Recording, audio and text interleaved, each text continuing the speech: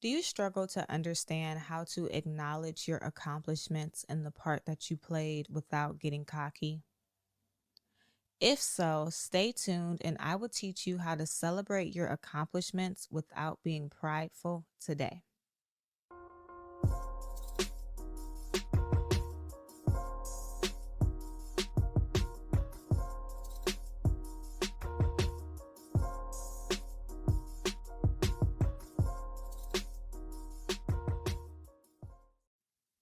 What is going on, everyone? We are back for another episode of Prospering with Christ. I hope that you had a wonderful week last week, and I hope that this week will be just as amazing to you as well. So, for today's episode, we are discussing the topic of celebrating your accomplishments without getting into pride. Some of us are about to enter our winning season. We are about to go from a place where we have been praying to God. We have been seeking Him over what we want, and we have been waiting and waiting and waiting for Him to bring us an answer, to a place where we are finally entering our breakthrough. We are finally turning our dreams and our desires into our reality. And a lot of us is going to stop there. We're going to think, yay, I accomplished it. I made it. I reached my breakthrough. Now I can kick my feet up and I can relax. But reaching your breakthrough is just your starting point. The next thing that you should be focusing on is maintaining what you are praying for, maintaining the blessing that God is about to give you. Because just because you received it, just because you reached it, does not mean that you're automatically going to keep it. The way that you act, the way that you steward, the way that you take care of your blessing is going to determine if you stay here or if this is just an experience that you got to reach but you lost. And in this episode, I really want to prepare you for that. Because one of the quickest ways for you to lose everything that you have worked so hard to gain is by operating in a heart posture of pride. The Bible says in Proverbs chapter 16, verse 18, pride goes before destruction and haughtiness before a fall. The quickest way for you to destroy your breakthrough, the quickest way for you to go from being on top to being at the bottom is by operating in pride. The Bible is telling us right after pride comes destruction. And so if you start to begin to get prideful, you should be expecting a fall to be coming soon. The perfect example of this is the story of King Nebuchadnezzar in Daniel chapter 4. And if you want to follow along, go to Daniel chapter 4, verse 4. It says, I, Nebuchadnezzar, was living in my palace in comfort and prosperity. But one night I had a dream that frightened me. I saw visions that terrified me as I lay in my bed. So I issued an order calling in all the wise men of Babylon so they could tell me what my dream meant. When all the magicians, enchanters, astrologers, and fortune tellers came in, I told them the dream, but they could not tell me what it meant. At last, Daniel came in before me, and I told him the dream. He was named Belteshazzar after my God, and the spirit of the holy gods is in him. I said to him, Belteshazzar, chief of the magicians, I know that the spirit of the holy God is in you, and that no mystery is too great for you to solve. Now tell me what my dreams mean. While I was laying in my bed, this is what I dreamed. I saw a large tree in the middle of the earth. The tree grew very tall and strong, reaching high into the heavens for all the world to see. It had fresh green leaves, and it was loaded with fruit for all to eat. Wild animals lived in its shades, and birds nested in its branches. All the world was fed from this tree. Then, as I lay there dreaming, I saw a messenger, a holy one, coming down from heaven. The messenger shouted, Cut down the tree and lop off his branches. Shake off its leaves and scatter its fruit. Chase the wild animals from its shade and the birds from its branches. But leave the stump and roots in the ground, bound with the band of iron and bronze and surrounded by tender grass. Now let him be drenched with this dew of heaven, and let him live with the wild animals among the plants of the field. For 7 periods of time, let him have the mind of a wild animal, instead of the mind of a human. For this has been decreed by the messengers, it is commanded by the holy ones, so that everyone may know that the Most High rules over the kingdoms of the world. He gives them to anyone he chooses, even to the lowest of people. Belteshazzar, that was the dream that I, King Nebuchadnezzar, had. Now tell me what it means, for none of the wise men of my kingdom can do so, but you can tell me because the spirit of the holy gods is in you. Upon hearing this, Daniel was overcome for a time, frightened by the meaning of the dream. Then the king said to him, Belteshazzar, don't be alarmed by the dream and what it means. Belteshazzar replied, I wish the events foreshadowed in this dream would happen to your enemies, my lord, and not to you. The tree you saw was growing very tall and strong, reaching high into the heavens for all the world to see. It had fresh green leaves and was loaded with fruit for all to eat. Wild animals lived in its shades, and birds nested in its branches. That tree, your majesty, is you, for you have grown strong and great. Your greatness reaches up to heaven, and your rule to ends of the earth. Then you saw a messenger, a holy one, coming down from heaven and saying, Cut down the tree and destroy it, but leave the stump and the roots in the ground, bound with a band of iron and bronze and surrounded by tender grass. Let him be drenched with the dew of heaven. Let him live with the animals of the field for 7 periods of time. This is what the dream means, your majesty, and what the Most High has declared will happen to my lord the king. You will be driven from human society, and you will live in the fields with the wild animals. You will eat grass like a cow, and you will be drenched with the dew of heaven. 7 periods of time will pass while you live this way, until you learn that the Most High rules over the kingdoms of the world and gives them to anyone he chooses. But the stump and roots of the tree were left in the ground. This means that you will receive your kingdom back again when you have learned that heaven rules. King Nebuchadnezzar, please accept my advice. Stop sinning and do what is right. Break from your wicked past and be merciful to the poor. Perhaps then you will continue to prosper.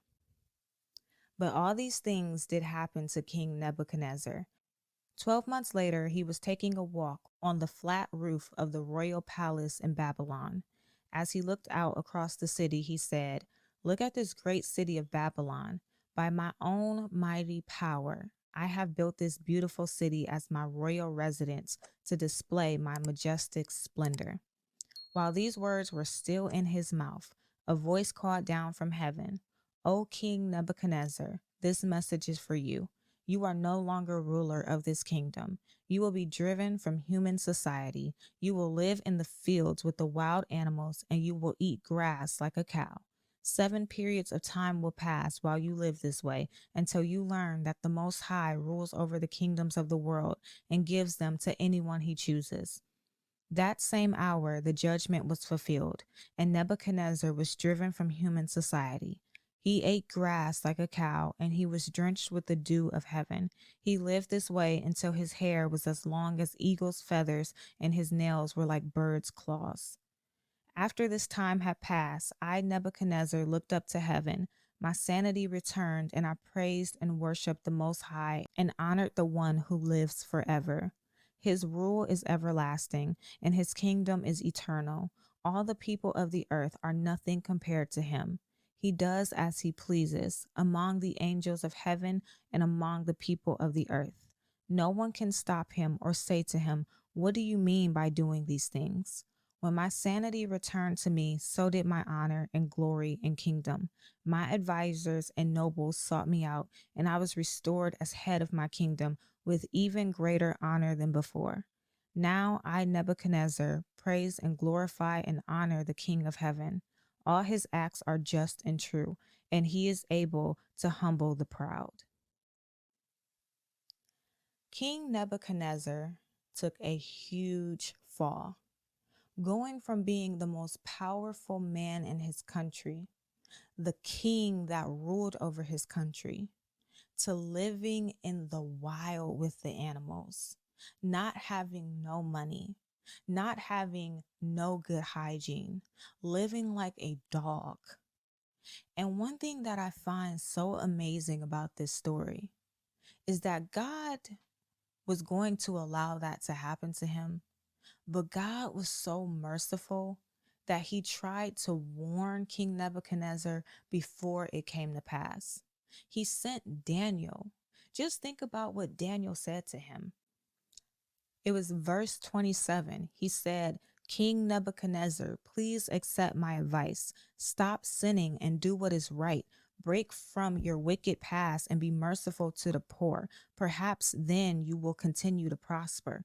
Daniel was telling him, if you will just take this dream does not have to come true. This vision does not have to come true. If you will just take what I am saying to you and change, you can avoid this. But he did not listen. And it made me think, how many people could God be warning right now? What if this isn't for everybody, but this is for some of you? What if the reason why your prayers are not being answered, the reason why it seems like no matter how hard you've been working to achieve the things that you've been achieving, you have not reached them yet, is because God is being merciful to you and he is stopping you from destroying your breakthrough? What if there is a prideful spirit in you right now? A prideful spirit that you have been operating in right now. And if God was to allow you to reach that breakthrough today, if God was to allow that blessing to come into your life right now, your pride will destroy it. Your pride would kill it. But God loves you so much, and God wants the best for you, that he's saying, hold on. Let's wait on bringing you that blessing. Let's wait on bringing you that breakthrough, and let's focus on your pride. Let's get this negative spirit out of you, because this negative spirit is going to contradict the blessing that I'm trying to give you. This negative spirit is going to go to war with the blessing that I am trying to give you, and that negative spirit is going to kill it.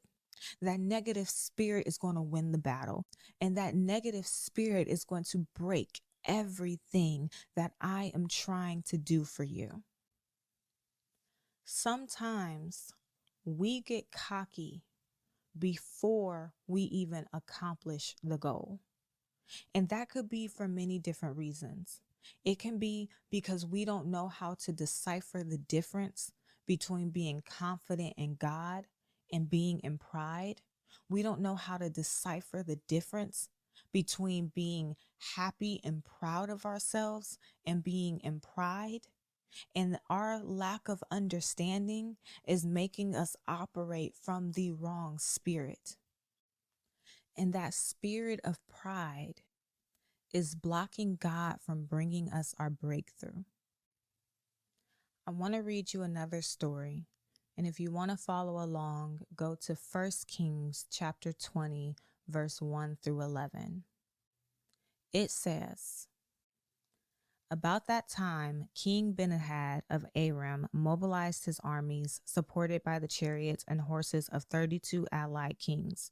They went to besiege Samaria, the capital of Israel, and launched attacks against it.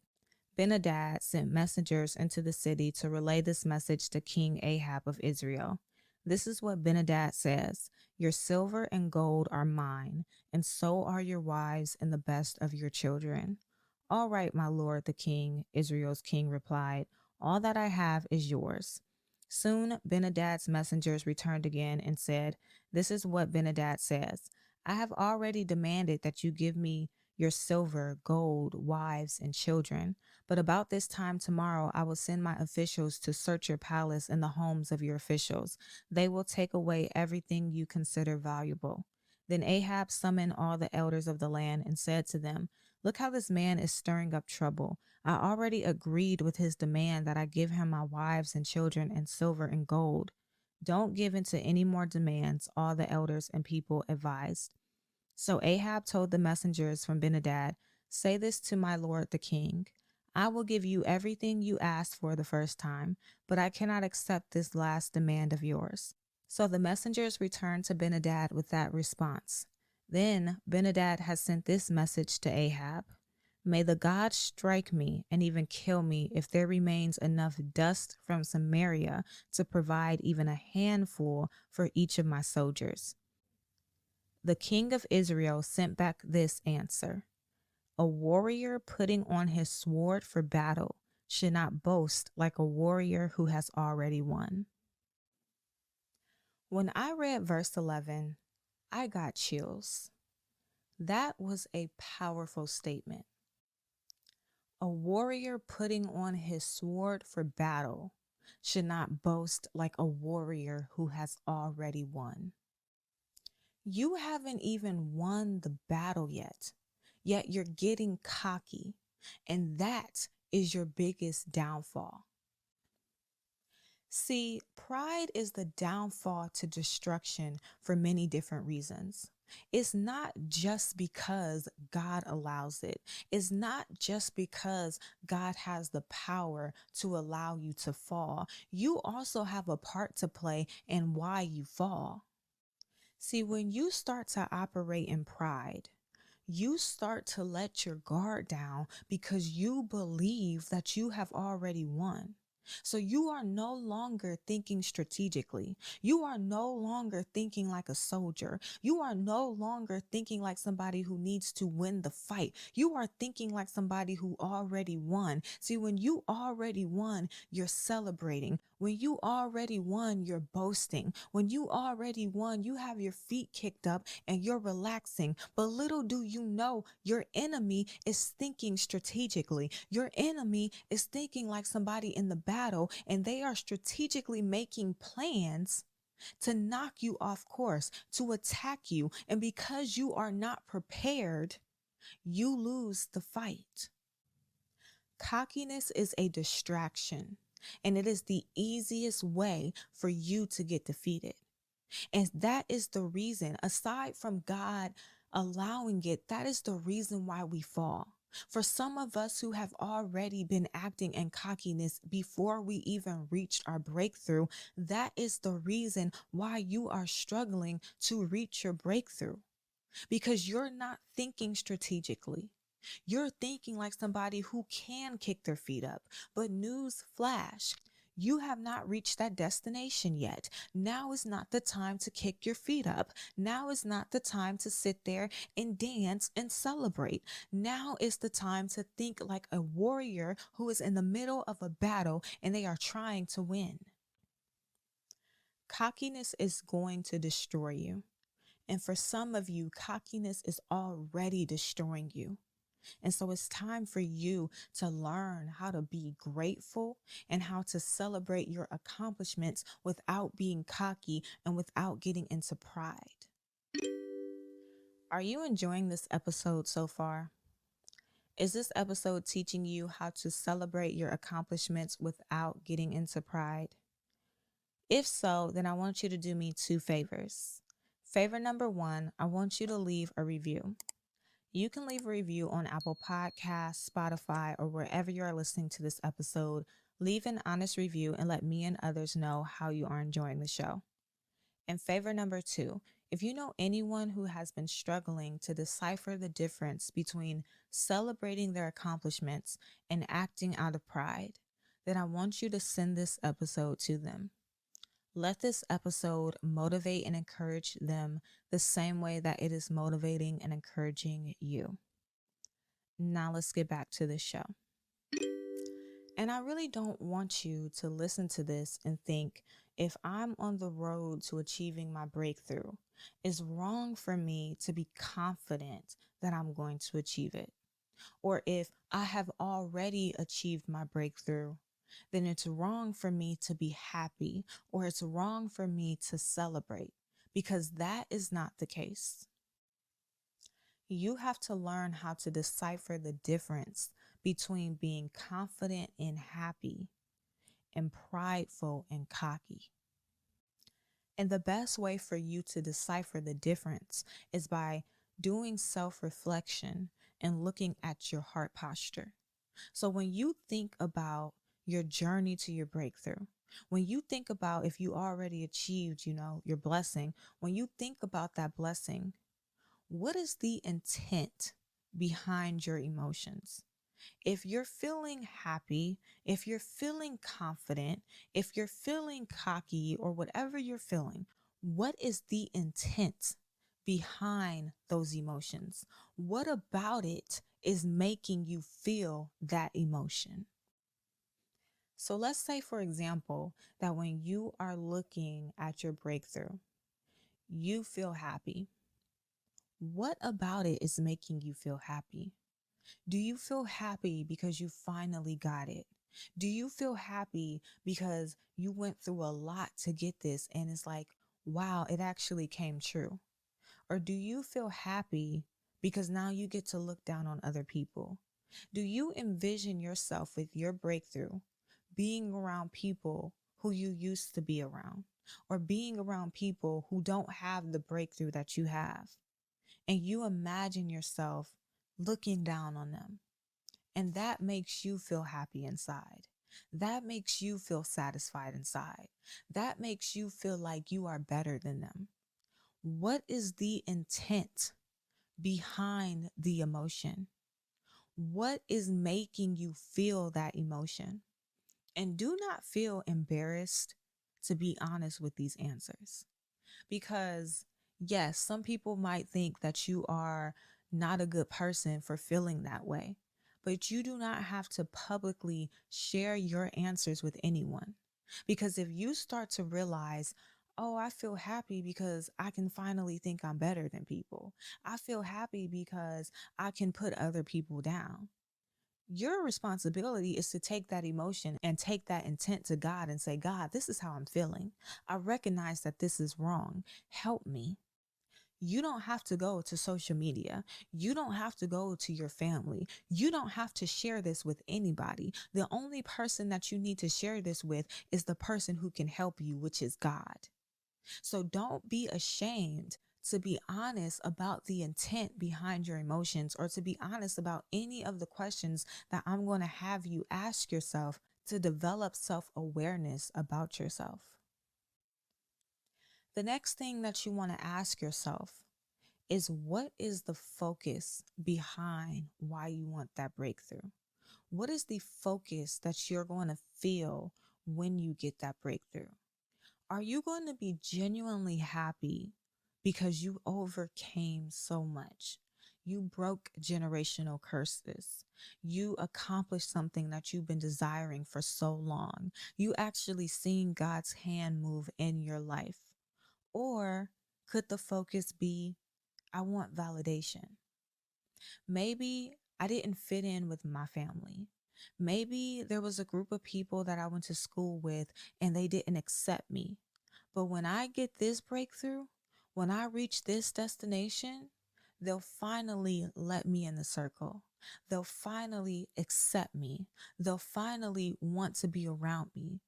Their validation is going to make me feel like I belong. Their validation is going to make me feel good about myself. And you may be asking yourself, well, that's good to know, but what does that have to do with pride? People like that are prideful and they're judgmental. Because if they really had humility, if they really had good spirits, you wouldn't have to reach a certain level in order for them to validate you, in order for them to give you the time of day. They have probably made you feel like you were less than. They have probably made you feel like you were not enough. And if you listen to my last episode, I did a whole breakdown of adaptation and how we adapt to our environment.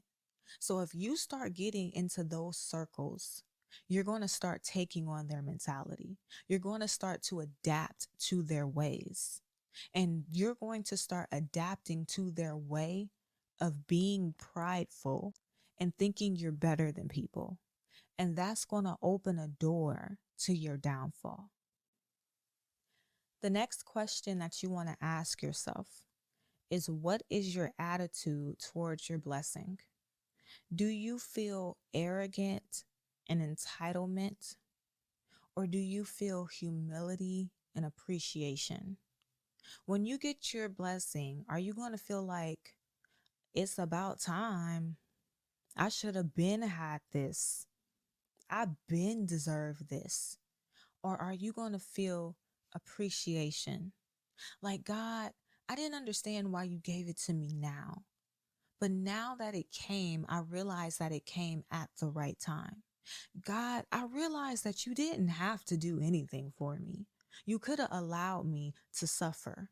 You could have allowed me to go without. You didn't have to open the doors that you've opened for me. And I'm genuinely grateful that you gave me what you gave me. I'm genuinely grateful that you even allowed me to experience this type of blessing. And by answering those questions, you can determine if any part of you is prideful, and you can start taking the necessary steps to turn that pride into confidence and walk this walk on the right track. Walk this walk being confident. And so if you're answering those questions and you realize, I may have pride, or I can see myself getting pride or getting cocky once I reach my breakthrough, you have to ask yourself, well, what is the opposite of that response? What is the opposite of that intent? What is the opposite of that attitude? And what can I start doing right now to change my response, to change my attitude, to change my intent to the opposite so that I can be on the right path? Another thing that you can do is always look for God in your success, because I understand that sometimes God can give us miracles, right? Sometimes God can do things that we didn't work for. We didn't really do anything. It kind of just knocked and came at our door. It doesn't happen all the time, but there have been times, I can even say in my life, there have been times where like I didn't do anything and I got a blessing. Somebody came and called my phone with the blessing and I did nothing. But that's very rare. So for a lot of people, when it comes to reaching your breakthroughs, you actually did something. You actually took some steps. You actually did practical things. But just because you did a part does not mean that you did everything. Just because you did a part does not mean that God did not have a part in your breakthrough. And so you have to always look for God, even if it was something that you feel is small. Let's say that one day you were so discouraged. You did not have the motivation to keep going. You did not have the motivation to keep working towards this thing, but you moved by God's strength. You know that it was not your strength that got you up. You know that it was not your strength that got you to start working that day. You moved by God's strength. That was God's part on your journey. Let's say that you were taking practical steps, but then you got revelation, hey, call this person, and you called them and it opened doors to an opportunity. That was God. And so you have to look for God in the situation, because that's going to keep you humble. Have you ever dreamed of making your voice heard and sharing your message with the world? Well, it's time to turn that dream into a reality by starting your very own podcast. I understand that many aspiring podcasters are held back by the worries of cost, complexity, and the time it takes to launch a podcast. That is why I'm excited to announce my new training program that has all the tools and knowledge you need to launch your very own podcast for free. My training will guide you through every single step of your podcast journey. You will learn how to plan, release, market, and grow your podcast from start to finish. So if you're ready to take a leap of faith and share your message with the world, click the link in the description below to access my new podcast training. Now let's get back to the show. The reason why we get into pride is when we start to feel like I did this. I made this happen. I. When it should be we. God loved me so much that he allowed me to do this, that he worked with me to do this, that he partnered with me to do this. And once you do that, make sure that you show gratitude to God and actually acknowledge his part to him. And you can do this more than once. I will tell you, there have been things that God did for me years ago. If you're watching the video version of this episode, you will see that I have a microphone. I got this microphone 3 years ago. I got this microphone at a point in my life where I was broke, and spending $2,000 on equipment felt impossible to me because I didn't have $2,000 to spend on anything. And yet, even in that situation, God opened the door for me to get this equipment completely debt free. I didn't get any loans. I didn't, put it on any credit cards. I paid cash and was able to get this equipment with no job completely debt free. And even though that was 3 years ago, you will never believe how many times I look at this microphone and it warms my heart, because I'm just still 3 years later grateful that God did something that did not seem likely to happen for me. And so you don't want to just stop at seeing God in the situation. Show God gratitude, and show God gratitude often. Every time you look at that blessing, every time you think about that blessing, don't forget where you were before that blessing, because I could easily get used to having this microphone and say, well, it's normal for me to have this microphone. But I never forgot how it felt for me to be recording this podcast off of an Amazon microphone that was awful, that cost like $25 or something. I will never forget how that felt. I will never forget when this microphone felt impossible for me. Don't forget where you started from, because that's going to keep you in a state of humility. The next thing that you want to do is you want to celebrate your breakthrough as a testimony. When you share your story with other people and you get to see how your story impacts them, you get to see how your story blesses them, it will warm your heart and it will motivate you to keep going. And if you want to learn how to manage your breakthrough after you get it, you want to learn how to stay in humility and not get prideful after you get your breakthrough, then I want you to join the wait list for my new book, Dreaming to Achieving. Because not only do I teach you how to turn your dreams into your reality, not only do I teach you how to go from start to finish, I don't allow finish to be you just getting your breakthrough.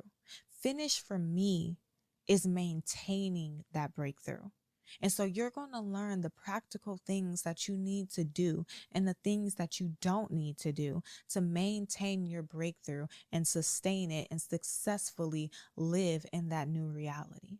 And so if you want to join the waitlist, scan the QR code on the screen or click the link in my description. But remember, no matter if you feel cockiness before or after you get your breakthrough, cockiness is going to destroy the thing that God is trying to send you. Cockiness is your biggest distraction because it makes you get into the mentality of thinking that you already won, and you stop thinking clearly and strategically. And now your enemy can come in, blindside you, and take over everything that you're trying to work towards. Instead of being prideful and cocky, you want to be confident and happy. And in order to determine if you're operating in confidence or pride, you have to look at the intent, you have to look at your attitude, and you have to pay attention to what you're focusing on. Once you do that, you can confidently walk into your blessing and celebrate your accomplishments without pride. Remember to always look for God in every situation and show Him gratitude. And share your blessing as a testimony to keep you humble. And so my action step for you today is, no matter where you are on your journey, whether you got your breakthrough or you're still trying to reach your breakthrough, I want you to take a moment and I want you to show God that you are grateful. Show Him that you do not have a prideful heart. Show Him that you appreciate where you are and the things that He is currently doing for you.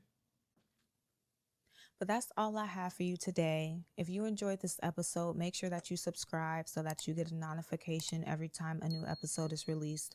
Also, leave a review and let me and others know how you enjoyed the show.